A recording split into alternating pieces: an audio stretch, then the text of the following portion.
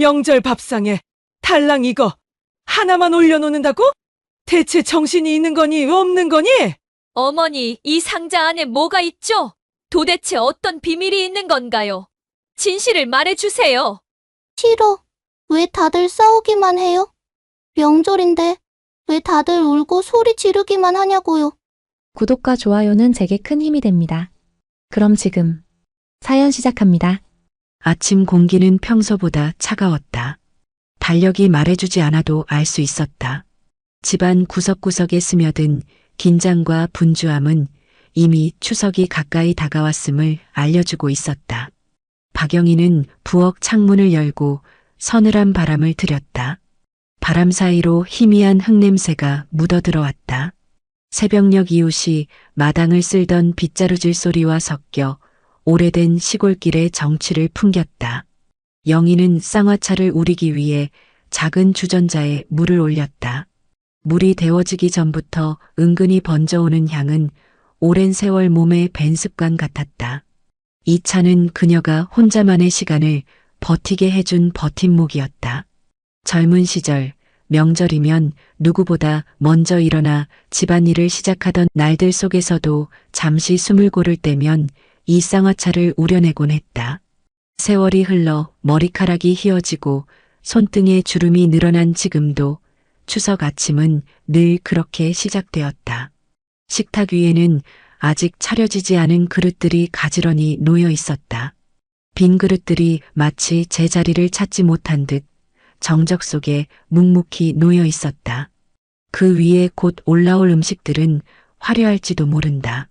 송편, 갈비찜, 나물, 전. 하지만 영희의 마음은 묵직한 바위처럼 가라앉아 있었다. 밥상이 차려지는 건 단순히 음식을 올리는 일이 아니었다. 그 위에는 보이지 않는 말과 감정, 억눌린 한숨이 함께 오르곤 했다. 아직 해가 높지 않은 시각, 부엌은 잿빛 빛깔을 머금고 있었다. 창가에 걸린 레이스 커튼 너머로 햇살이 들었지만 그 빛은 어쩐지 희미하게 흔들리고 있었다. 영희는 손끝으로 주전자 뚜껑을 매만졌다. 끓어오르는 물소리는 잊고 있던 기억들을 불러오는 신호 같았다. 어릴 적 추석, 어머니의 손길이 떠올랐다. 새벽같이 일어나 솔잎을 씻고 송편을 빚고 전을 부치던 손. 그 옆에서 바쁘게 부침개 뒤집던 자신의 젊은 모습도 따라 떠올랐다. 그때는 당연하게 여겼다. 명절은 여자들이 감당해야 하는 무거운 짐이라고. 그러나 이제는 자신이 그 무게를 짊어진 세월이 얼마나 길었는지 새삼스레 느껴졌다. 잠시 뒤 거실에서 발소리가 들렸다. 손녀 다연의 맑은 목소리가 부엌까지 울려왔다. 할머니, 벌써 차 끓이는 거예요? 영희는 대답 대신 미소만 지었다. 따뜻한 목소리를 내고 싶었지만 입술은 쉽사리 떨어지지 않았다. 다연의 발소리가 멀어지고 다시 정적이 깔렸다. 부엌에는 물 끓는 소리와 쌍화차 향만이 자리를 채웠다. 이윽고 영희는 식탁 위에 찻잔을 하나 내려놓았다. 잔 속에서 쌍화잎이 천천히 물들어가며 투명한 빛깔이 서서히 황금빛으로 번졌다. 그 빛은 아름답고도 덧없었다. 마치 자신이 살아온 세월을 압축해 놓은 듯. 문득 창밖을 바라보았다. 담장 너머로 보이는 하늘은 청명했지만 그녀의 마음속 하늘은 흐린 구름이 걸려 있었다. 며느리 서미정이 곧 부엌으로 들어올 것이다. 그리고 또다시 눈에 보이지 않는 신경전이 시작될 것이다. 말은 가볍게 오가겠지만 그 속에는 쉽게 풀리지 않는 매듭들이 엉켜 있었다. 영희는 눈을 감았다. 스스로 다짐했다. 이번 명절만큼은 아무 말하지 말자고. 그냥 흘려보내자고. 그러나 마음 한쪽에서는 알 수 없는 불안이 꿈틀거렸다. 마치 오래 닫아둔 문틈 사이로 바람이 스며들 듯 감춰왔던 어떤 것이 오늘은 반드시 드러나리라는 예감이었다. 식탁 위의 빈 그릇들이 조용히 그녀를 바라보는 듯했다. 차갑고도 무겁게. 그리고 영희는 알 수 있었다. 올해의 밥상 위에는 음식만 오르지 않으리라는 것을. 또 한 해가 이렇게 흘러가는구나. 그녀의 중얼거림은 공기 속으로 흩어졌고 대답하는 이는 아무도 없었다. 부엌 가득 달큰하고도 묵직한 향이 퍼졌다. 국화 대신 오늘 영희가 고른 것은 쌍화차였다. 대추와 계피, 감초와 생강이 섞인 뜨거운 물에서 은은한 향이 피어오르고 있었다. 그 향은 몸을 따뜻하게 해주었지만 마음까지 따뜻하게 만들지는 못했다. 오히려 어딘가 눌리고 조여오는 기운이 감돌았다. 쌍화차는 원래 몸이 허하거나 피로할 때 마시는 차였다. 영희는 속으로 생각했다. 나 같은 사람에게 딱 맞는 차지. 허기진 건 배가 아니라 마음인데. 그때 방문이 덜컥 열리고 서미정이 들어왔다. 앞치마 끈을 급히 매던 그녀는 눈가에 미묘한 피로와 불만을 숨기지 못했다. 싱크대에 놓인 고기와 나물, 밀가루 반죽을 보자 눈썹이 찌푸려졌다. 어머니, 아직도 이렇게 많이 준비하세요? 요즘은 다 간단하게 하는 집도 많던데. 말은 부드러운 척했지만 목소리 끝자락은 날이 서 있었다. 영희는 대답하지 않고 그저 찻잔에 쌍화차를 따랐다. 뜨거운 김이 모락모락 피어오르며 두 사람 사이에 얇은 장막처럼 일었다. 미정은 이어서 말을 보탰다. 전도 종류가 너무 많아요. 굳이 다 붙일 필요가 있나 싶네요. 몇 가지는 그냥 시장에서 사와도 되잖아요. 영희는 조용히 미소를 지었다. 그러나 그 미소는 부드러움보다는 체념에 가까웠다. 명절은 손맛이 남는 거다. 사온 음식으로는 그 마음을 전할 수가 없지. 짧은 대답 속에는 수십 년간 몸에 밴 신념과 고집이 스며 있었다. 그러나 그 순간 미정의 눈빛은 차갑게 굳어졌다. 말을 삼킨 듯 입술을 꾹 다문 미정은 이내 고개를 돌려버렸다. 부엌 안에는 다시 정적이 흘렀다. 쌍화차 향은 더 짙어졌지만 그 향이 두 사람 사이의 거리를 좁혀주지는 못했다. 오히려 벽처럼 가로막는 듯했다. 잠시 뒤 거실에서 손녀 다연의 목소리가 들려왔다. 엄마, 할머니, 저 이거 뭐예요? 그 목소리는 맑고 호기심에 가득 차 있었다. 다연은 작은 상자를 들고 와 식탁 위에 올려두었다. 뚜껑이 닫힌 채 오래된 나무 상자였다. 식탁 위에 빈 그릇들 사이에 그 상자가 놓이자 마치 낯선 그림자가 부엌에 드리워진 듯 공기가 변했다. 영희의 손끝이 순간 떨렸다. 쌍화차 잔에서 김이 흘러나와 허공으로 사라졌다. 그 작은 상자는 아직 열리지 않았지만 이미 두 사람의 마음속에는 설명하기 힘든 파문이 번지고 있었다. 영희는 급히 상자를 치워버리려 했으나 미정의 눈이 먼저 그것을 붙들었다. 저게 뭐죠? 명절상에 올릴 건 아닌 것 같은데요. 영희는 대답하지 않았다. 차갑게 식어가는 쌍화차 향만이 부엌을 채우고 있었다. 그리고 그 순간 아무도 모르게 명절의 균열이 시작되고 있었다. 식탁 위의 상자는 여전히 닫힌 채였다.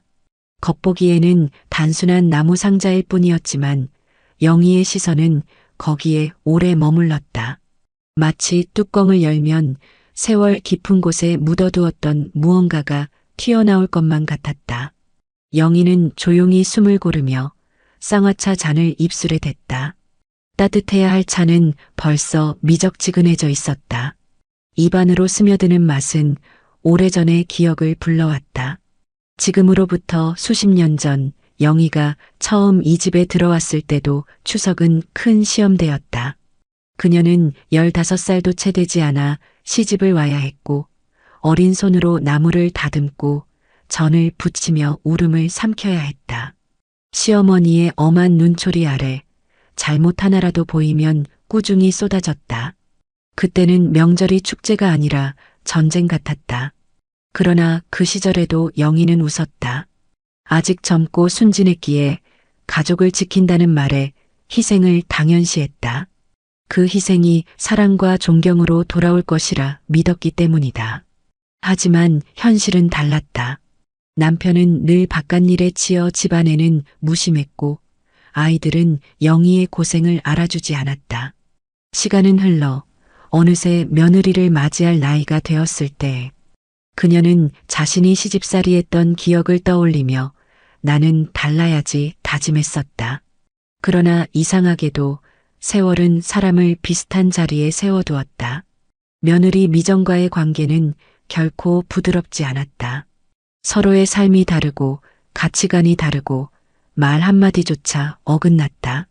거실에서 들려오는 TV 소리가 부엌의 공기를 더욱 무겁게 만들었다. 명절 특집 음악이 흘러나왔지만 그 소리조차 공허하게 울렸다. 미정은 여전히 상자에 시선을 두고 있었다. 할머니, 아니, 어머니. 저 상자 예전에도 본 적 있는 것 같아요. 장롱 속에 있던 거 아닌가요? 영희는 순간적으로 손을 움켜쥐었다.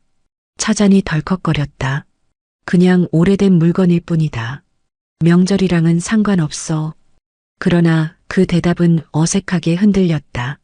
미정의 눈빛은 날카롭게 가늘어졌다. 그녀는 차마 더 묻지는 않았지만 마음속 의심의 씨앗은 이미 자라나고 있었다. 그때 준호가 부엌에 들어왔다. 넥타이를 대충 푼 채 피곤한 기색이 역력했다. 당신들 또 무슨 얘기예요? 아침부터 목소리가 날카롭네. 말은 중재하려는 듯 했지만 오히려 무책임한 투였다. 영희는 속으로 씁쓸하게 웃었다.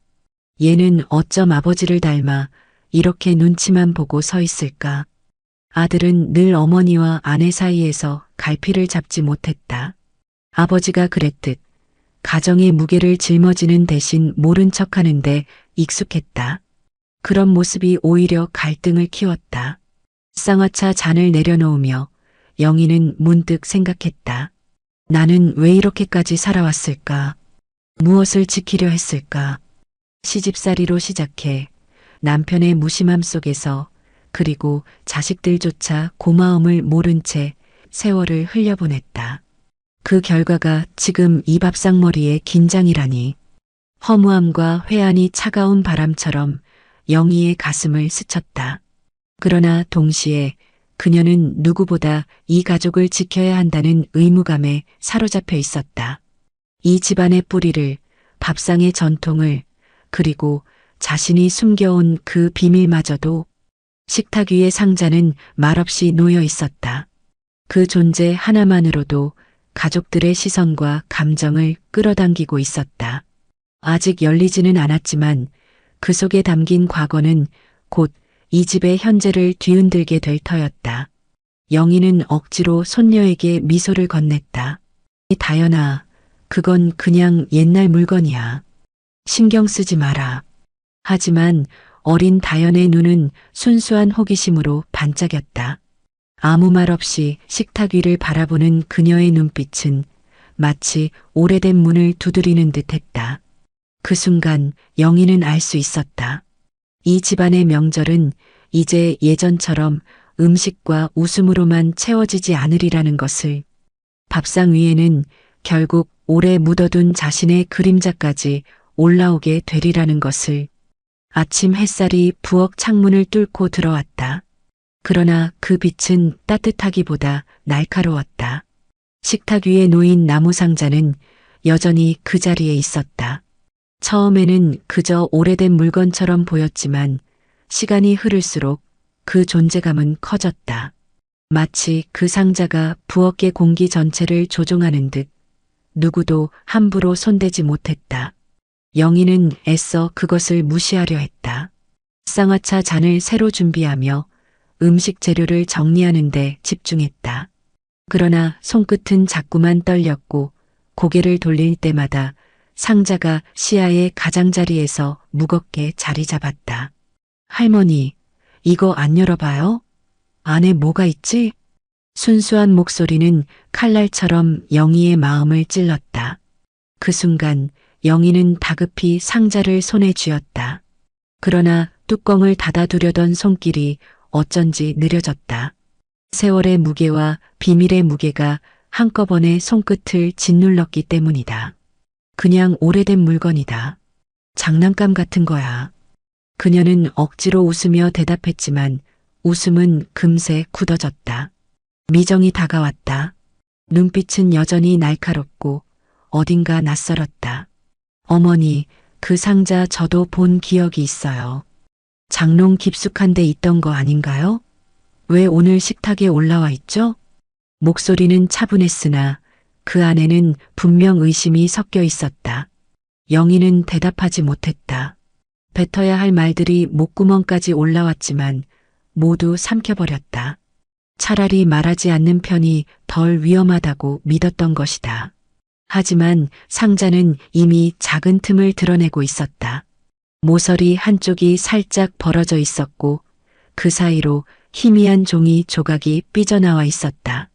그 종이 끝에 적힌 단어 하나 준. 그 글씨를 본 순간 영희의 심장이 멎는 듯했다. 준호가 뒤늦게 들어왔다. 손에는 휴대폰이 들려 있었고 눈빛은 피곤하게 가라앉아 있었다. 뭐야, 왜 다들 그렇게 심각해? 그의 시선도 결국 상자에 닿았다. 그러나 그는 애써 모른 척하며 주머니에 휴대폰을 밀어 넣었다. 그 회피적인 태도가 오히려 불안을 증폭시켰다. 식탁은 음식 준비가 한창이어야 했지만 정작 위에 놓인 건 반죽도 고기도 아니었다. 상자 하나가 모든 대화를 빼앗아가고 있었다. 그때 다연이 손을 뻗어 상자를 덥석 열어버렸다.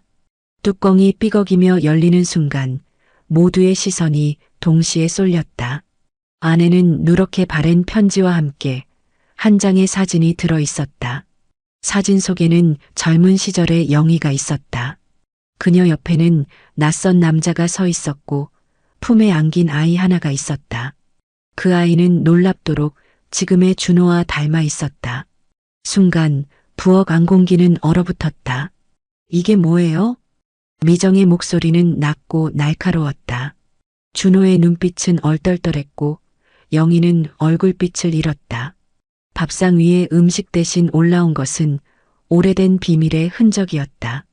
그리고 그것은 누구도 예상치 못했던 방향으로 명절의 풍경을 바꾸어 놓기 시작했다.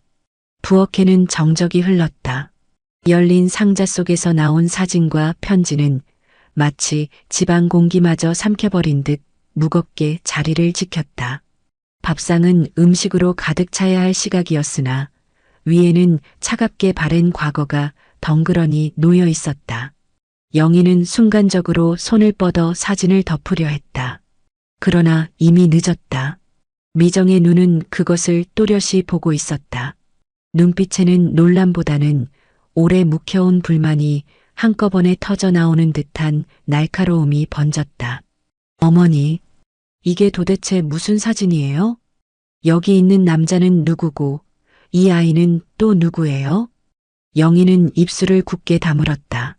말 한마디라도 내뱉으면 모든 것이 무너질 것 같았다. 하지만 침묵은 오히려 더 많은 의심을 불러왔다. 준호가 사진을 힐끗 보고는 불편한 듯 시선을 돌렸다. 그냥 옛날 사진이잖아. 별거 아니야. 괜히 의미 부여하지 마.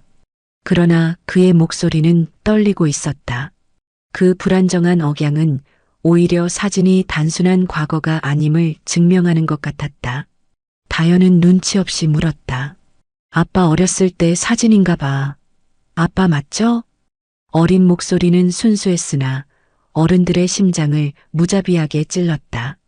영희의 얼굴빛은 순식간에 하얗게 질렸다. 미정은 오래 참아온 말을 더는 억누르지 않았다. 제가 그동안 눈치 보면서 살았지만 오늘은 그냥 못 넘어가겠네요.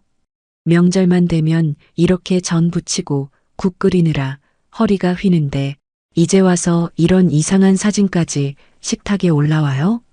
정말 저는 이 집이 뭘 숨기고 있는지 모르겠어요. 그녀의 목소리는 낮았지만 칼날처럼 날카롭게 울렸다. 마치 상자 속에 숨겨진 진실뿐 아니라 시집살이의 억울함, 명절 노동의 서러움, 시댁에 대한 분노가 한꺼번에 솟구쳐 나오는 듯했다. 영희는 억눌린 숨을 내쉬며 말했다. 그만해라. 오늘 같은 날에 괜한 소리 하지 말고. 괜한 소리요? 어머니, 제가 며느리로서 여기서 몇 년을 살았는데 그게 다 괜한 소리입니까? 숨길 게 없다면 당당히 말씀하세요. 저 사진 속 아이가 누구냐고요. 부엌의 공기는 숨막히게 무거웠다. TV에서는 명절 특집 희극이 흘러나오고 있었지만 웃음소리는 이 집과는 전혀 어울리지 않았다. 식탁 위의 반죽은 굳어가고 불 위의 냄비는 끓어넘치려 하고 있었다. 그러나 누구도 손을 대지 않았다. 영희는 손끝을 움켜쥐며 속으로 자신에게 다짐했다. 아직은 말할 수 없다. 아직은 아니다. 그러나 미정의 눈빛은 물러서지 않았다. 이제 그녀는 단순히 며느리가 아니었다. 진실을 파헤치려는 한 인간으로 영희의 앞에 서 있었다. 준호는 두 여인 사이에 끼어 손사래를 쳤다. 그만해, 제발. 명절날 이런 얘기 왜 해? 그냥 치워버리면 될 거 아냐? 그러나 그 말은 불길에 기름을 붓는 격이었다. 미정은 날카롭게 대꾸했다. 아니, 당신은 왜 항상 그렇게 피해만 다녀요? 어머니도 당신도 아무 말도 안 하고 덮기만 하니까 제가 더 불안해지는 거예요. 부엌에 쌓여가던 긴장감은 이제 돌이킬 수 없을 만큼 무겁게 부풀어 올랐다. 사진 한 장, 편지 한 묶음이 밥상머리의 공기를 뒤바꿔 놓았다. 그리고 그것은 단순한 갈등의 불씨가 아니었다. 영희는 알았다. 곧 이 집에는 숨겨왔던 진실이 불가피하게 드러나리라는 것을. 부엌의 공기는 여전히 눅눅하게 가라앉아 있었다. 끓던 냄비에서 김이 솟구쳤지만 아무도 손을 대지 않았다. 식탁 위 사진과 편지는 마치 제 발로 걸어 나온 유령처럼 모두의 시선을 붙잡고 있었다. 영희는 손끝으로 사진을 덮으려 했지만 미정이 먼저 그것을 집어들었다. 그녀의 손이 약간 떨렸고 눈은 날카롭게 빛났다. 편지 몇 장이 흘러내려 바닥에 떨어졌다. 종이는 세월의 발에 있었고 잉크는 군데군데 번져 있었다. 미정은 주워든 편지를 펼쳤다. 글씨는 서툴지만 분명했다. 영희야, 아이는 잘 크고 있지? 그 아이는 내 아들이자 나의 아이이기도 하다. 준호를 잘 부탁한다. 내가 곁에 있어줄 수 없어 미안하다. 언젠가 이 아이가 자라면 내가 아버지라는 걸 알게 될까? 미정의 손끝이 굳어졌다. 눈빛이 영희를 향했다. 이게 무슨 말이에요? 준호 씨가 이 집 아들이 아니라는 겁니까? 준호는 그 말을 듣고 벌떡 일어났다. 얼굴이 하얗게 질렸다. 뭐라고? 무슨 말도 안 되는 소리를. 그의 목소리는 격앙되어 있었지만 손끝은 땀에 젖어 있었다. 다현은 상황을 이해하지 못한 채 눈만 굴렸다. 아빠, 이게 무슨 뜻이에요? 할머니, 왜 아무 말도 안 해요? 어린 목소리는 오히려 더 잔혹했다. 영희는 입술을 깨물며 차가운 숨을 삼켰다. 그녀는 알고 있었다. 언젠가는 드러날 일이었다. 하지만 이렇게 무심한 순간 식탁 위에서 아이 손에 의해 폭로되리라고는 상상조차 못했다. 그만해라. 다 옛날 얘기다. 필요 없는 말이다. 목소리는 낮았지만 떨림은 숨길 수 없었다. 그녀의 시선은 사진 속의 낯선 남자에게 붙들려 있었다. 옆에서 미정이 쏘아붙였다. 옛날 얘기라고요? 어머니, 이게 옛날 얘기입니까? 지금 우리 가족을 뿌리째 흔드는 얘기잖아요. 부엌의 공기가 뜨겁게 달아올랐다. 끓던 냄비가 넘쳐 바닥으로 흘러내렸지만 누구도 신경 쓰지 않았다. 준호는 사진을 덥석 낚아채 들여다보았다. 사진 속 남자의 얼굴, 자신과 너무나 닮아 있었다.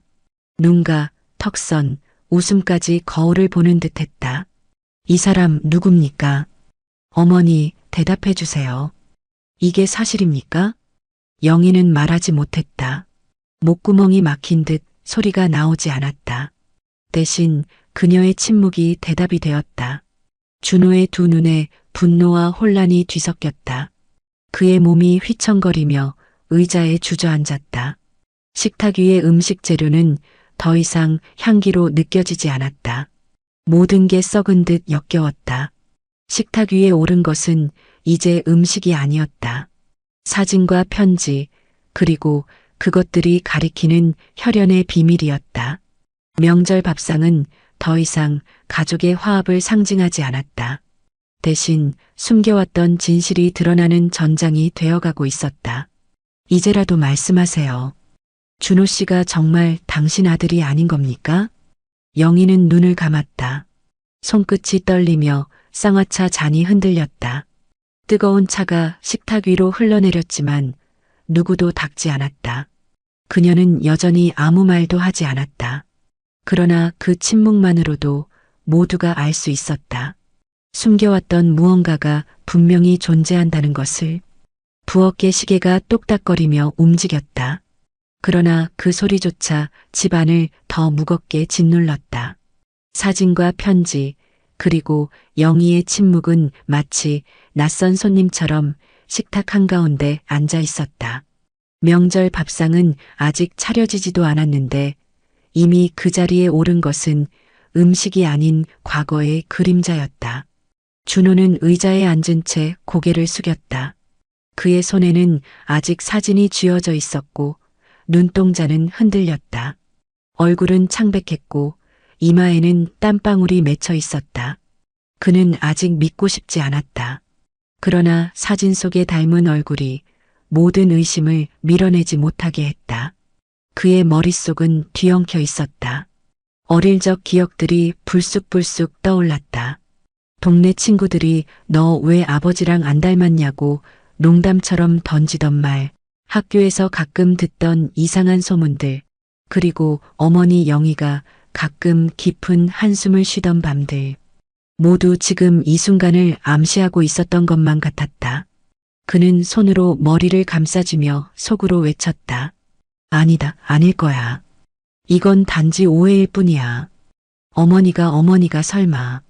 그러나 편지 속 문장은 너무도 분명했다. 준호를 잘 부탁한다. 그 한 줄이 그의 가슴에 무겁게 내려앉았다. 서미정은 더는 참지 않았다. 그동안 눌려왔던 감정들이 한꺼번에 폭발했다. 제가 괜히 불편해한 게 아니었군요. 뭔가 이상하다 싶었어요.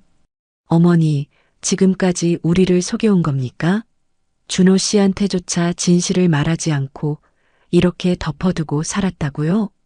그녀의 말에는 단순한 분노만이 아니라 오랜 억울함이 섞여 있었다.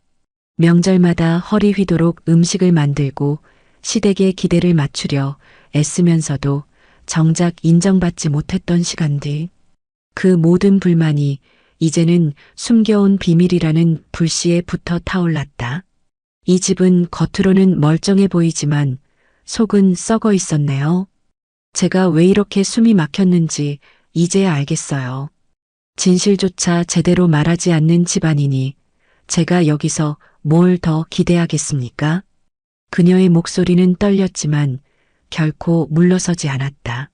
영희는 손끝을 움켜쥐며 낮게 말했다. 그만해라. 지금 내가 뭘 알기나 하니? 내가 왜 이걸 숨길 수밖에 없었는지 내가 짐작이라도 할 수 있냐? 그녀의 눈에는 눈물이 맺혔지만 그 눈물은 슬픔이라기보다 분노와 억울함에 가까웠다. 세월 동안 자신이 홀로 감당해온 고통과 비밀을 며느리 앞에서 고백할 수는 없었다. 그건 자신의 존엄을 버리는 일과 다름없었기 때문이다. 너는 내 편한 대로 말하지 마라. 이 집을 지킨 게 누군데 이렇게 쉽게 말할 수 있니? 그러나 그 목소리는 떨려 있었다. 그 떨림은 그녀의 말이 스스로도 흔들리고 있음을 증명하고 있었다. 그때 다연이 의아한 얼굴로 물었다. 할머니, 그럼 아빠가 할머니 아들이 아니에요? 아빠가 누구 아들인데요?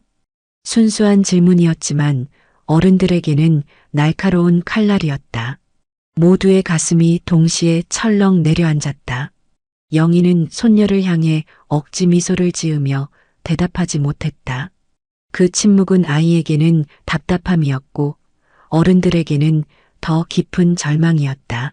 준호는 마침내 자리에서 벌떡 일어났다. 어머니, 지금이라도 말해주세요. 사실이라면 사실이라고, 아니면 아니라고. 저 지금까지 누구 아들로 살아온 겁니까? 목소리는 절규에 가까웠다. 그러나 영희는 여전히 말이 없었다. 그녀의 손끝은 떨리고 눈가에서는 눈물이 흘러내렸다.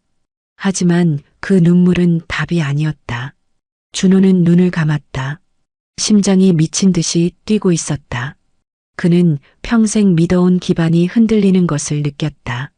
거실로 옮겨간 싸움은 곧 가족 전체의 균열로 번졌다. 미정은 방으로 들어가 짐을 꺼내는 신용을 했다. 이런 집안에서 더는 못 살아요. 숨겨진 진실을 덮으면서 며느리더러 웃으라고만 하고 전 이제 못하겠어요. 준호는 그런 아내를 붙잡으려 했지만 힘이 빠져 손끝만 허공을 더듬었다. 그는 아직 충격에서 벗어나지 못한 채 아내의 분노와 어머니의 침묵 사이에 갇혀 있었다. 영희는 홀로 부엌에 남았다. 쌍화차는 이미 식어 있었다. 차 위에 떠오른 대추와 계피 조각은 마치 세월 속에서 흔적만 남은 자신의 인생 같았다. 그녀는 손으로 얼굴을 감싸주며 속으로 되뇌었다. 이럴 수는 없어. 아직은 말할 수 없어. 저 아이가 알게 되면 모든 게 끝나버려. 그러나 이미 시작된 균열은 되돌릴 수 없었다. 밥상은 아직 차려지지도 않았는데 가족은 이미 흩어지고 있었다. 시간이 흘렀지만 식탁은 여전히 어수선했다. 상자와 사진은 치워지지 않은 채 여전히 자리를 지키고 있었다. 누구도 손을 대지 않았다. 그것은 단순한 물건이 아니었다. 밥상 위에 오른 것은 세월의 짐이었고 숨겨온 진실이었고 그리고 앞으로 가족을 더 갈라놓을 불씨였다. 영희는 알아차렸다. 이제는 아무리 감추려 해도 이 집은 다시 예전으로 돌아갈 수 없다는 것을, 그리고 언젠가는 자신이 감춰온 마지막 이야기까지 드러날 날이 올 거라는 것을. 부엌의 공기는 더 이상 견딜 수 없을 만큼 무거워졌다. 식탁 위의 사진과 편지는 치워지지 않은 채 그 자체로 불씨가 되어 모두의 감정을 자극하고 있었다. 명절 준비로 풍성해야 할 공간은 이제 분노와 의심과 억눌린 울음으로 가득 차 있었다. 서미정이 가장 먼저 무너졌다. 그녀는 두 손으로 머리를 감싸주며 더 이상 감정을 억누르지 않았다. 저는요, 이 집 들어와서 한 번도 숨을 편하게 쉰 적이 없어요. 명절만 되면 몇 날 며칠 잠도 못 자고 음식 준비하느라 손이 부르트고 허리 아파도 꾹 참고 했습니다.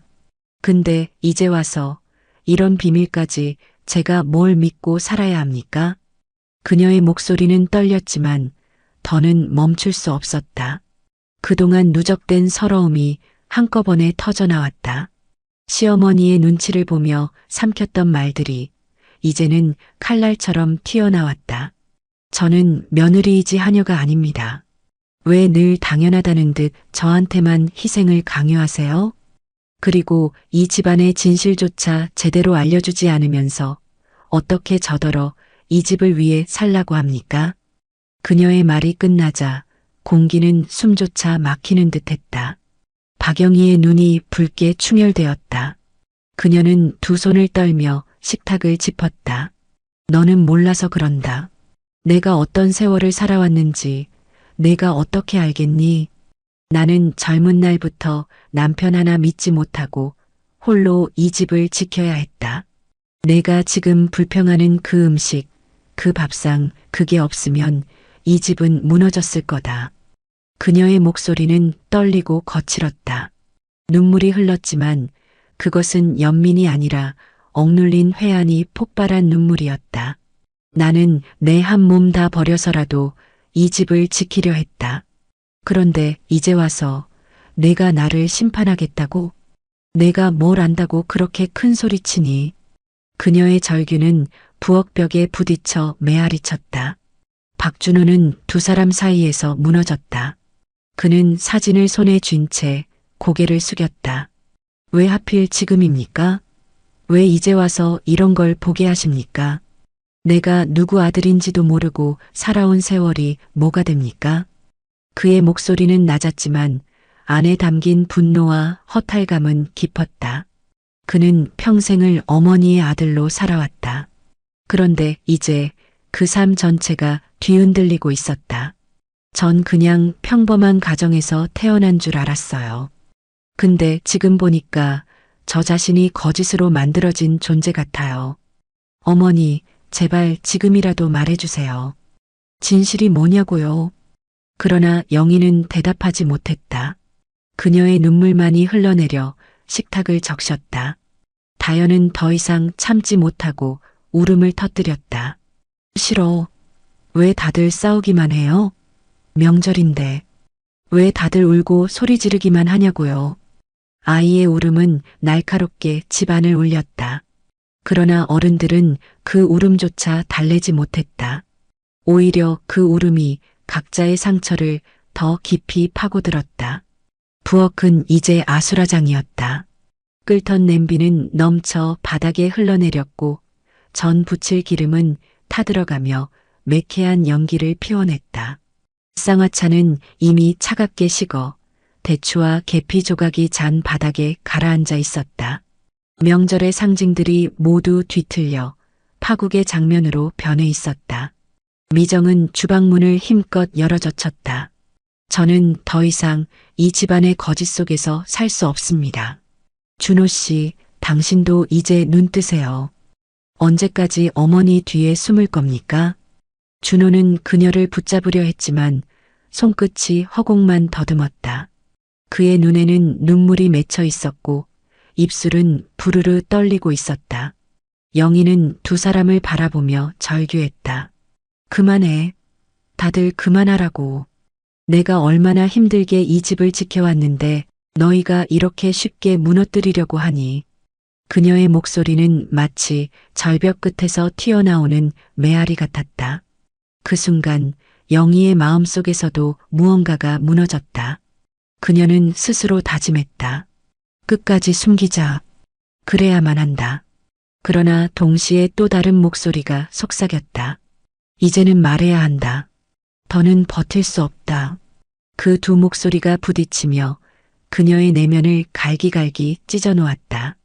결국 모두가 울부짖고 있었다. 며느리는 분노로, 아들은 혼란으로, 시어머니는 억눌린 회한으로, 손녀는 이해할 수 없는 공포로 그 울음과 절규가 뒤엉켜 집안을 가득 메웠다. 명절의 아침, 밥상은 아직 차려지지도 않았는데 이미 무너져 있었다. 그리고 누구도 알지 못했다. 이것이 앞으로 드러날 더 큰 진실을 향한 서곡에 불과하다는 것을. 부엌의 폭풍은 아직 잦아들지 않았다. 냄비에서 넘친 국물은 바닥을 적셨고 기름 타는 냄새가 집 안가득 퍼졌다. 식탁 위에는 여전히 사진과 편지가 흩어져 있었고 그 주위로 어른 셋의 얼굴은 무너져 있었다.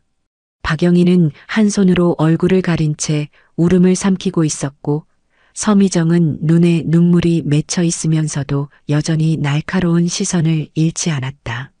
박준호는 멍하니 사진만 바라보고 있었다. 그리고 다연은 구석에서 울음을 그치지 못하고 있었다. 그때 현관문이 덜컥 열렸다. 낯선 발소리가 거실을 가로질러 들어왔다. 서명자, 미정의 친정어머니가 나타났다. 그녀는 묵직한 장바구니를 들고 있었지만 곧 상황의 분위기를 알아차리고 걸음을 멈췄다. 눈은 매섭게 빛나고 있었다. 아니, 이 집은 왜 이렇게 소란스러워? 명절 아침부터 대체 무슨 꼴이야? 그녀의 목소리는 낮지만 권위적이었다. 잠시 정적이 흘렀다. 모두가 그녀의 등장을 예상하지 못했기에 순간적으로 말을 잃었다. 미정이 눈물을 닦으며 어머니에게 다가갔다. 엄마, 큰일 났어요. 어머니가 그러니까 시어머니가 지금까지 숨겨온 게 있었어요. 서명자의 시선이 곧바로 식탁 위 상자로 향했다. 편지와 사진. 그녀의 얼굴빛이 순간적으로 굳었다. 그리고 그 굳은 표정은 곧 오래된 기억을 떠올리는 듯 서늘하게 변했다. 박영희는 자리에서 벌떡 일어나 서명자를 바라봤다. 그 눈빛에는 경계와 공포가 동시에 서려 있었다. 당신이 왜 여기 있어? 오늘은 오지 말라고 했잖아. 서명자는 비웃듯 입꼬리를 올렸다. 그래, 내가 오지 말았어야 했나 보네. 근데 이제 보니 오늘 오길 잘했구먼. 덮어놓은 게 터지는 걸 직접 봐야지. 그녀의 말은 불길했다. 영희의 얼굴이 하얗게 질렸다. 서명자는 천천히 사진을 집어들었다.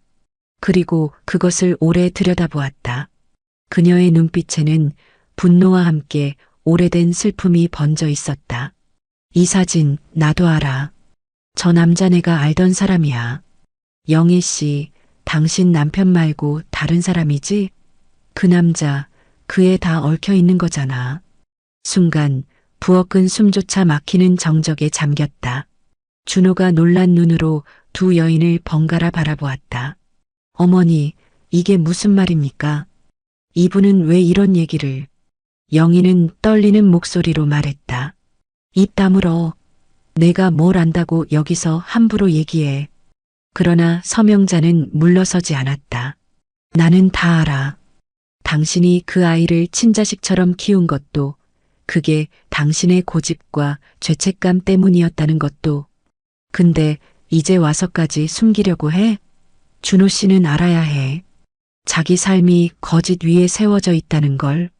그녀의 말은 비수처럼 날카로웠다. 준호는 손으로 식탁을 세게 짚으며 몸을 떨었다. 거짓이라니, 제 삶이 거짓이라니, 그게 무슨 뜻입니까? 서명자의 눈빛이 흔들렸다. 그녀는 한숨을 내쉬며 마침내 말문을 열었다. 준호 씨, 미안하지만 당신은 영희 씨의 친아들이 아닐 가능성이 커. 당신 아버지라고 믿었던 사람, 그 사람도 아니야. 영희 씨가 오래전 남편 말고 다른 사람과 얽혀 낳은 아이, 그게 당신일 수도 있다는 거야. 그 말이 떨어지는 순간 부엌은 얼어붙었다. 미정은 얼굴이 하얗게 질렸다. 준호는 입술을 달싹였지만 말이 나오지 않았다. 다연은 상황을 이해하지 못하고 울음을 그치지 못했다. 그리고 영희는 그대로 의자에 주저앉았다. 눈빛은 멍했고 손끝은 차갑게 떨리고 있었다. 이제 갈등은 단순한 고부 갈등이 아니었다. 시댁과 며느리의 불화도 아니었다. 그것은 혈연과 가족의 근간을 뒤흔드는 진실이었다. 박영희의 침묵, 서명자의 고백, 그리고 준호의 혼란이 서로 부딪혀 폭풍이 되었다. 명절 밥상 위에는 음식 대신 세대의 짐과 숨겨진 진실, 그리고 씻을 수 없는 회한이 오르고 있었다. 영희는 얼굴을 가린 채 중얼거렸다. 이럴 줄 알았다. 결국 이날이 올 줄 알았다. 그녀의 목소리는 부서진 유리 조각처럼 날카로우면서도 동시에 무너져 내리는 듯했다. 부엌의 공기는 더 이상 평범한 집안의 공기가 아니었다. 그곳은 이제 오랜 세월 묻혀있던 진실이 드러나는 심판의 장이었다. 부엌은 긴 폭풍을 지나고 난 뒤처럼 고요했다. 하지만 그 고요는 평화가 아니었다. 마치 집 안 구석구석에 가라앉은 연기처럼 불길한 침묵이 남아 있었다. 식탁 위에는 여전히 사진과 편지가 흩어져 있었고 사람들은 각자의 자리에서 말없이 앉아 있었다. 서명자의 고백은 모두를 무너뜨렸지만 동시에 더는 싸울 기운조차 빼앗아가 버렸다. 먼저 미정이 무겁게 입을 열었다.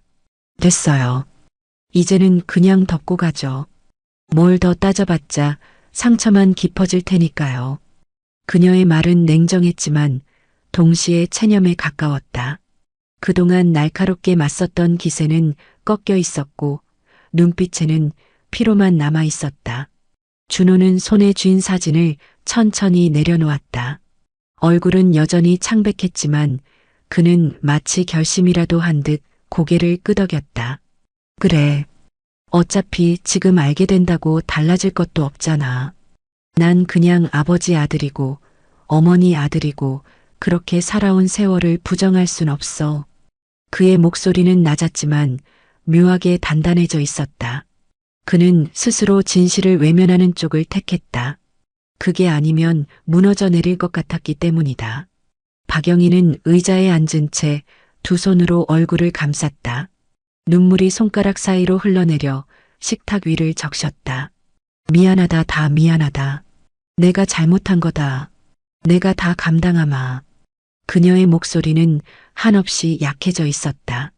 그동안 고집스럽게 버텨왔던 강단은 사라지고 남은 것은 오직 늙고 지친 한 여인의 울음뿐이었다. 서명자는 한숨을 내쉬며 자리에 앉았다. 더는 고집을 피우지 않았다. 그래, 그냥 여기서 멈추자. 오늘은 명절이잖아. 아이도 있는데 이 이상 더 어쩌겠어. 그녀의 목소리에는 쓸쓸한 체념이 담겨 있었다. 잠시 후 다연이 눈물을 닦고 말했다. 이제 그만 싸워요. 제발이요. 추석인데 다 같이 웃어야 하는 거 아니에요? 아이의 말은 단순했지만 모두의 가슴을 울렸다. 그 순간만큼은 모두가 고개를 끄덕였다. 미정은 억지로 미소를 지으며 말했다. 그래, 다연이 말이 맞다. 우리 오늘은 그냥 웃자. 내일은 내일의 일이 있을 테니까. 준호도 힘겹게 웃었다. 영희는 눈물에 젖은 얼굴을 억지로 추스르며 손녀의 머리를 쓰다듬었다. 그래, 우리 다연이 말이 옳다. 오늘은 오늘만큼은 그냥 가족으로 남자. 순간 부엌은 오랜만에 조용히 숨을 돌리는 듯했다. 마치 폭풍이 지나가고 햇살이 스며드는 순간 같았다. 그러나 그 평화는 오래가지 않았다. 식탁 위에 놓여있던 편지 뭉치 중 한 장이 바람에 휘날려 바닥으로 떨어졌다. 다연이 그것을 주워들었다. 편지의 종이는 다른 것보다 더 낡아 있었고 글씨체도 약간 달랐다. 할머니, 이건 뭐예요? 아까 거랑은 다른데요? 순간 영희의 얼굴빛이 굳어졌다. 그녀는 황급히 손녀에게서 편지를 빼앗으려 했지만 이미 미정의 눈에 들어갔다. 미정이 편지를 펼쳐 읽었다. 그 안에는 짧지만 결정적인 문장이 적혀 있었다. 준호는 내가 만든 진실이다. 이 아이는 나의 아들인 동시에 내가 감춰야만 한 죄의 증거다. 부엌은 다시 얼어붙었다. 지금까지는 준호가 친아들이 아닐지도 모른다는 추측과 고백 수준이었다. 그러나 이 편지는 그 모든 것이 단순한 사건이 아니라 의도적으로 조작된 진실임을 암시하고 있었다. 준호의 눈빛이 다시 흔들렸다. 만든 진실이라니. 어머니, 이게 무슨 뜻입니까? 저는 그냥 거짓말로 태어난 겁니까? 영희는 얼굴을 감싸쥐고 흔들렸다. 눈물이 흘렀지만 그 눈물은 이제 변명조차 되지 못했다. 잠시의 평화는 산산이 부서졌다. 모두가 이제 끝났다고 안도하던 순간 더 깊은 진실이 다시 고개를 내민 것이다. 밥상 위에 오른 것은 여전히 음식이 아니었다. 이제는 사랑과 죄 그리고 조작된 운명이 가족의 밥상을 점령하고 있었다. 편지 한 장이 평화를 산산이 부쉈다. 준호는 내가 만든 진실이다. 짧은 문장은 검은 물결처럼 식탁 위로 번져나갔다. 쌍화차의 마지막 김마저 사라진 부엌에서 사람들의 시선은 모두 박영희에게로 모였다. 누구도 다그치지 않았지만 누구도 물러서지 않았다. 침묵은 더 이상 방패가 아니었다. 박영희는 의자 등받이를 움켜쥔 손을 떼지 못했다.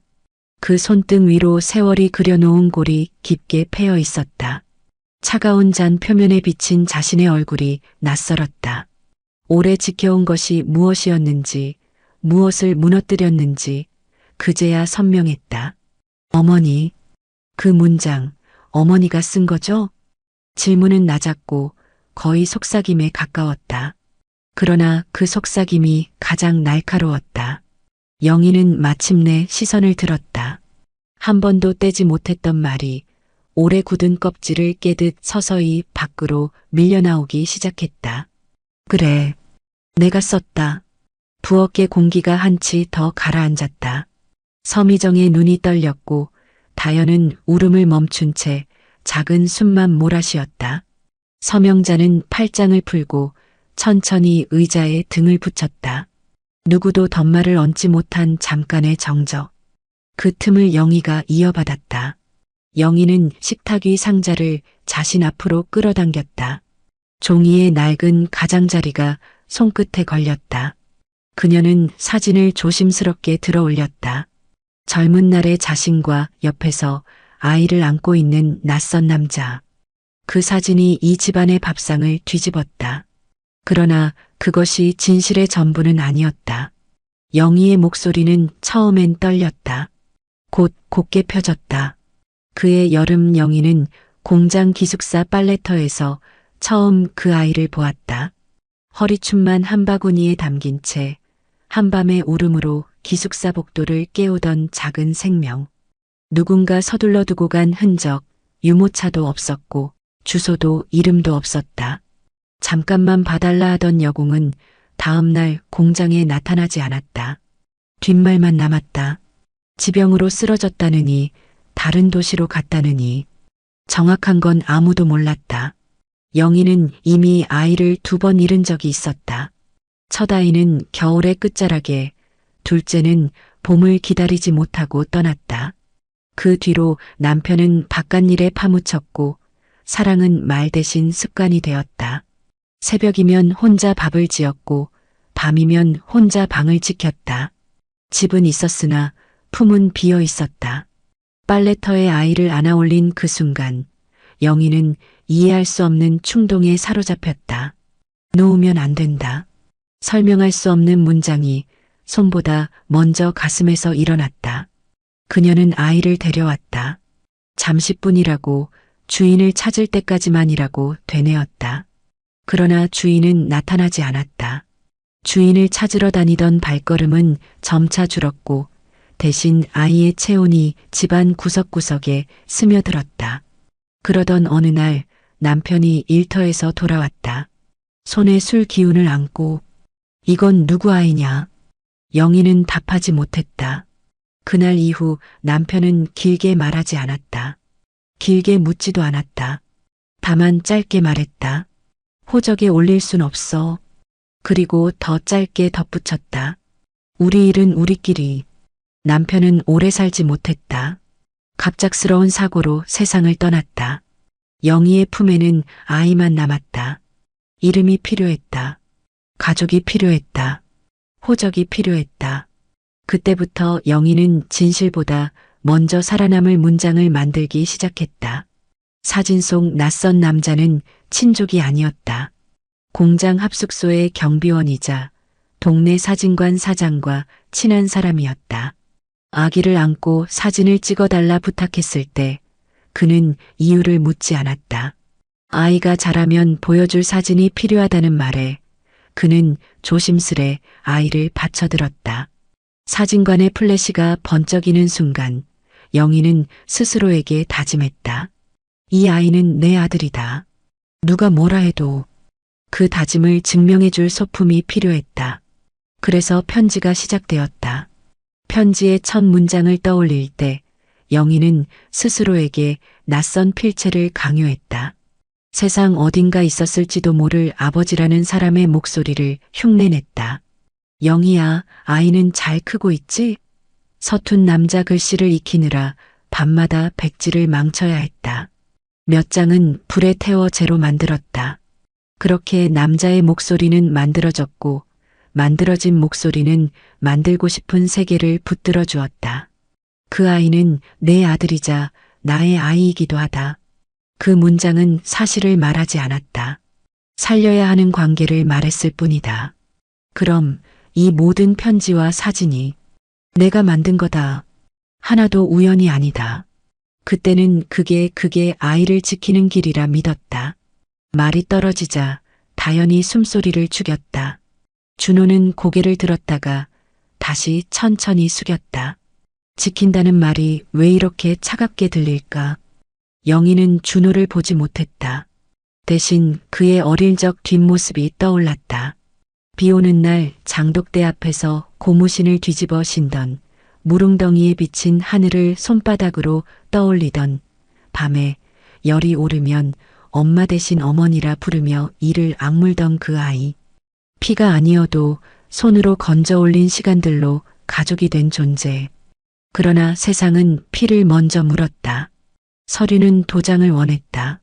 그래서 영희는 죄를 쌓았다. 출생신고 날짜를 바꾸고 동사무소 직원에게 사정을 늘어놓고 기록의 빈칸을 거짓으로 채웠다. 그때의 떨림이 지금 손등에 굵은 선이 되었다. 서명자는 조용히 숨을 내쉬었다. 그녀의 눈에는 복잡한 빛이 스쳤다. 미정은 모서리 잡은 편지를 놓지 못한 채 굳어 있었다. 돌이켜보면 미정이 처음 이 집에 들어왔을 때부터 공기 어딘가에 말하지 못한 것이 떠 있었다. 요령부득의 예의, 설명되지 않는 불편, 이유를 찾지 못한 피로. 오늘 비로소 형태를 얻었다. 그럼 저는 누구입니까? 누구 아들입니까? 어머니의 아들입니까? 아니면 내 아들이다. 대답은 빠르고 단단했다. 영희는 그 말에 자신의 모든 세월을 실었다. 거짓으로 쌓아 올린 서류와 진실로 쌓아 올린 밤들을 같은 저울에 올려놓고도 결국 한쪽이 더 무겁다고 믿는 사람의 목소리였다. 하지만 준호의 말은 거기서 꺾였다. 억지로 끌어올렸던 분노는 방향을 잃었다. 그가 향해 있던 대상이 지금껏 자신을 덮고 있던 지붕이었음을 깨달았기 때문이다. 그의 발밑이 기우뚱했다. 지붕을 원망하면 비를 그대로 맞아야 한다. 그는 그 단순하고 잔인한 이치를 어른이 되어서야 배웠다. 영희는 상자 바닥에서 또 다른 봉투 하나를 꺼냈다. 오래 붙잡아 가장 테두리가 누렇게 변색된 봉투. 봉투 겉에는 단 한 줄이 적혀 있었다. 마지막에 열 것. 영희는 손가락으로 봉투를 뜯었다. 엷은 종이 2장. 첫 장에는 고백이, 둘째 장에는 절차가 적혀 있었다. 고백은 이미 말했다. 절차는 앞으로 할 일이었다. 호적의 정리, 친생부모 불명으로의 정정, 그리고 손녀 다연의 기록에 해가 가지 않도록 하는 방법. 영희는 그 문장을 밤마다 고쳐 썼다. 한 글자라도 틀리면 다시 괄호 안에 어휘까지 번복하며 가장 덜 아픈 방법을 찾으려 했다. 그러나 덜 아픈 길은 없었다. 오직 늦지 않은 길만 있었다. 나는 오늘 이걸 올릴 생각이었다.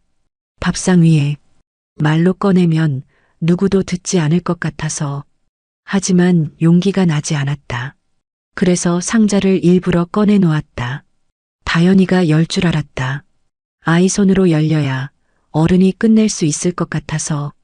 그녀는 스스로의 비겁함을 가볍게 꾸짖듯 웃었다. 웃음은 금세 사라졌다.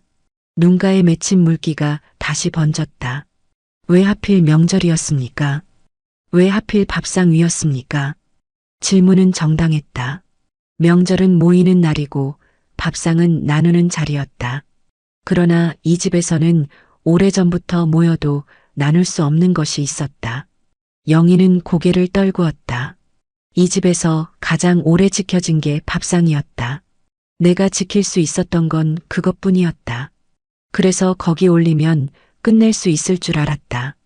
이 집의 시작과 끝이 다 거기 있으니까. 서명자가 낮게 중얼거렸다. 끝내려면 그릇을 비워야지. 채우는 것만이 전부가 아니니까. 그녀의 말은 의외로 부드러웠다. 그 부드러움이 미정의 어깨를 흔들었다. 미정은 고개를 돌려 창밖을 보았다. 하늘은 맑았고 바람은 얇았다. 한 집에서 같은 바람을 맞는데 왜 우리는 이렇게 다르게 추울까? 미정은 마음속으로 물었다. 준호가 봉투의 2번째 장을 받아들었다. 활자와 손글씨가 섞인 절차의 목록. 그는 그것이 무엇을 의미하는지 단번에 이해했다. 이후의 삶이 바뀐다는 것, 그러나 관계의 이름이 바뀌지 않는다는 것. 그는 천천히 숨을 들이마셨다. 그리고 아주 조심스럽게 마치 깨지기 쉬운 그릇을 들어 옮기듯 말을 꺼냈다. 알겠습니다. 절차는 제가 하겠습니다.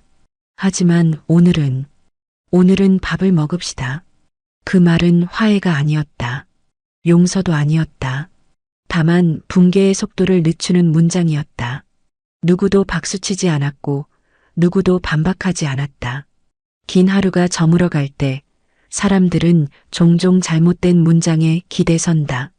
오늘의 잘못된 문장은 내일의 덜 틀린 문장을 위해 필요한 가교였다. 영희는 마지막으로 상자 바닥을 손끝으로 쓸었다. 먼지가 묻어나왔다. 그녀는 그 먼지를 조심스레 털어내고 상자를 덮었다. 상자 덮개의 나무결이 손끝에 단단히 닿았다. 그 감각이 이상하게도 안도처럼 느껴졌다. 오래 숨기고 지켜온 것의 끝은 이렇게 손에 남는 질감이었다. 나는 죄를 지었다. 거짓말로 아이를 지켰다. 그 대가를 오늘 받는다. 말을 마친 그녀는 자리에서 일어나 부엌 창문을 열었다. 가을바람이 얇게 스며들었다. 연기 냄새와 기름 냄새, 쌍화차의 남은 향기가 한데 섞여 나갔다. 바람이 지나간 자리에는 비어있음이 놓였다. 그 비어있음이 처음으로 이 집에 들어온 정직한 공기처럼 느껴졌다. 다연이 살금살금 다가와 영희의 옆구리를 안았다. 할머니, 배고파요. 아이의 말은 슬픔을 모르고 정확한 현재만을 가리켰다. 영희는 아이의 머리를 쓰다듬었다. 그 부드러움이 손끝에 오래 남았다. 준호가 싱크대 쪽으로 걸어가 불을 낮췄다. 넘쳐 굳은 자국을 닦아내고 전을 다시 달구었다. 미정은 마른 행주를 새로 꺼냈다. 아무 말도 하지 않았다. 대신 손이 움직였다. 서명자는 마루 끝에 앉아 숨을 고르고 있었다. 모두의 등 뒤로 가을빛이 얇게 흘렀다. 밥상 위에는 잠시 후 음식이 오를 것이다. 그러나 그보다 먼저 놓여야 할 것이 있었다. 바로 아니 침묵의 자리를 바꿔놓는 결심. 영희는 빈 접시 하나를 식탁 맨 앞에 놓았다. 오늘의 빈자리를 위해. 그 빈자리가 이 집의 새로운 시작점이 되기를 바라는 마음으로. 문득 첫 새벽에 끓인 차가 떠올랐다. 국화차를 버리고 쌍화차를 택했던 오늘의 선택. 허기를 메우려던 몸의 습관. 그러나 허기는 몸이 아니라 관계에 있었다. 그녀는 알겠다 싶었다. 허기는 말로 채워지지 않는다. 단지 비워내는 것으로부터 시작된다. 창밖에서 아이들 웃음소리가 멀리 스쳤다. 누군가 건넌 골목에서 송편을 나누는 듯했다. 영희는 눈을 감았다 뜨며 속으로 아주 짧은 인사를 했다. 오랫동안 붙잡아온 것들에게 작별을 고하는 인사였다. 상자는 덮였고 봉투는 접혀 서랍에 들어갔다. 절차의 목록은 준호의 호주머니로 옮겨갔다. 그리고 부엌 한가운데 처음으로 아무것도 올라있지 않은 밥상이 잠깐 동안 존재했다. 그 잠깐이 길었다. 그 기름이 정직이었다. 영희는 조용히 말했다.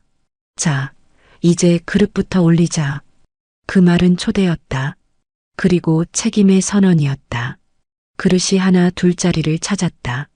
금세 음식이 따를 것이다. 그러나 오늘의 밥상은 그 어떤 날보다 가벼울 것이다. 무거운 것은 이미 내려놓았으니까. 문틈으로 스며든 바람이 레이스 커튼을 살짝 흔들었다. 실밥 끝이 햇빛을 받아 반짝였다. 그 빛이 부엌 바닥에 작은 점들로 흩어졌다. 영희는 그 점들을 밟지 않으려 발끝을 조심스레 옮겼다. 오래전 빨래터에서 아이를 처음 안아 올릴 때처럼 한 생을 다시 들어 올리는 마음으로. 이 집의 이야기는 끝나지 않았다. 다만 오늘 오래된 거짓이 제자리를 비켜주었을 뿐이다. 이제 남은 건 그 빈자리 위에 무엇을 올릴지 다시 고르는 일이었다. 그리고 밤이 오면 달빛 아래 식탁은 다시 조용해질 것이다. 그때 흘러나올 건 말이 아니라 침묵의 새로운 쓰임. 그 침묵을 배우는 일이 이 집이 내일부터 할 공부였다. 가을 저녁은 유난히 짧았다. 서쪽 하늘이 붉게 물들더니 금세 푸른 기운이 집안 깊숙이 스며들었다. 명절 아침부터 이어진 소라는 끝내 누구의 승리도 누구의 패배도 만들지 못했다. 대신 남은 것은 지쳐버린 얼굴들과 가라앉은 목소리뿐이었다. 부엌은 다시 정리되어 있었다. 넘쳤던 국물은 닦였고 눅눅하게 스며든 바닥은 걸레질로 반짝였다. 식탁 위에는 음식이 올랐다. 그러나 평소보다 소박했다. 몇 가지 전과 나물, 갈비찜, 그리고 늦게 끓인 맑은 국이 한쪽에 놓여 있었다. 분명 한상 가득한 차림이었는데 모두의 마음에는 무언가 빠져 있는 공허함이 남아 있었다. 사람들은 말없이 앉았다. 젓가락 소리만이 고요히 흘렀다. 어린 다연이 국을 떠먹으며 작은 소리를 냈을 뿐 그 외의 대화는 없었다. 아이의 소리는 이 집안의 마지막 불빛 같았다. 미정은 숟가락을 몇 번 들었다 놓았다. 표정은 여전히 딱딱했지만 더는 따지지 않았다. 그녀의 눈에는 지친 그림자가 드리워져 있었다. 준호는 반대편에서 고개를 숙이고 밥을 삼켰다. 밥알이 목에 걸리는 듯 했지만 억지로 넘겼다. 그의 손가락은 여전히 편지의 잉크 자국을 기억하고 있었다. 영희는 그 둘을 바라보다 조용히 국을 떠냈다. 국물 위에 기름이 둥둥 떠 있었는데 그녀는 숟가락으로 그것을 조심스레 걷어냈다. 마치 이 집 위에 떠 있는 오래된 불신을 걷어내려는 듯한 손길이었다. 많이 먹어라. 그 한마디가 전부였다. 아무도 대답하지 않았지만 모두가 그 말의 무게를 느꼈다. 식사가 끝난 뒤 식탁은 차츰 비워졌다. 그릇이 포개지고 숟가락이 싱크대에 닿는 소리가 희미하게 울렸다. 집안은 다시 고요를 되찾았다. 아이의 웃음도 울음도 어느새 잠결 속으로 스며들었다. 다연은 방 안에서 작은 숨소리를 내며 잠들어 있었다. 그 평온한 얼굴은 이 집의 어느 누구보다 깨끗했다. 준호는 한참 동안 부엌 창밖을 바라보다 방으로 들어갔다. 그의 어깨는 무겁게 늘어져 있었지만 발걸음은 의외로 단단했다. 그는 이제 자신이 무엇을 짊어져야 할지 알았기 때문이다. 미정은 방으로 들어가는 남편의 뒷모습을 조용히 바라보았다. 그녀의 눈빛에는 여전히 상처가 남아 있었지만 동시에 어쩔 수 없는 수긍도 깃들어 있었다. 그녀는 긴 한숨을 내쉬고 천천히 방문을 닫았다. 마지막으로 남은 사람은 영이었다. 그녀는 식탁을 정리하다가 빈 그릇 하나를 맨 앞에 그대로 남겨두었다. 아침에 자신이 올려두었던 바로 그 빈 그릇. 그 그릇은 아무 음식도 담지 않은 채 식탁의 중심에 남아 있었다. 그녀는 부엌불을 끄고 어두운 빛만이 남은 공간에 앉았다. 손에는 식어버린 쌍화차 한 잔이 들려 있었다. 차갑게 식은 차는 더 이상 향도 내지 않았지만 그녀는 그것을 입술에 대었다. 끝났구나. 중얼거림은 작았고 공기 속에서 금세 흩어졌다. 그러나 그 짧은 소리가 그녀의 오랜 세월을 정리하는 마침표 같았다. 창문 밖으로 달빛이 흘러들었다. 하얀 빛은 부엌 바닥을 어루만지고 식탁 위 빈 그릇을 환히 비췄다. 그 빛 속에서 마치 누군가 함께 앉아 있는 듯한 착각이 들었다. 영희는 눈을 감았다. 그녀의 마음속에는 여전히 회한과 죄책감이 남아 있었지만 동시에 묘한 해방감도 스며들었다. 긴 세월 숨겨온 비밀이 드디어 바깥 공기를 만났고 그 무게는 이제 가족 모두의 몫이 되었다. 더 이상 혼자만의 짐이 아니었다. 집안은 완전히 잠들어 있었다. 영희는 천천히 몸을 일으켜 불 꺼진 거실을 지나 방으로 향했다. 발걸음은 느렸지만 더 이상 떨리지 않았다. 식탁 위에는 아직도 그 빈 그릇이 남아 있었다.